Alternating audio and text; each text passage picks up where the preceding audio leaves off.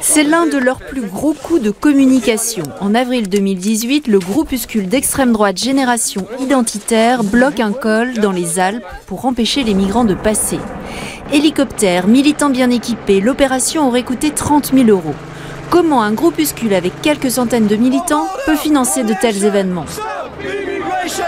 Les identitaires disent se financer par les dons des sympathisants. A priori, rien d'illégal, mais il y a beaucoup de dons en espèces et Génération Identitaire propose désormais des dons en bitcoin sur son site. Évidemment, il y a une raison pratique qui est que des outils comme les monnaies virtuelles favorisent l'opacité et l'anonymat. Il est beaucoup plus difficile de tracer des transactions en monnaie virtuelle. L'explosion des cagnottes en ligne a permis aussi aux groupuscules d'extrême droite de changer d'échelle. L'organisme Tracfin, chargé notamment de la lutte contre la fraude fiscale, s'en est d'ailleurs inquiété. Grâce aux cagnottes, en 2017, Génération Identitaire avait réuni près de 200 000 € pour affréter un bateau afin d'empêcher le sauvetage des migrants en Méditerranée. On observe une forme d'internationalisation des financements de ces groupuscules. Génération Identitaire, ils reçoivent des dons, beaucoup de France, mais aussi de pays européens, des États-Unis massivement. Et d'ailleurs, Génération Identitaire a reconnu avoir reçu un don de la personne qui a commis l'attentat de Christchurch. Et on sait aussi que cette personne, qui s'appelle Brenton Tarrant, aurait financé des groupuscules d'extrême droite d'Autriche.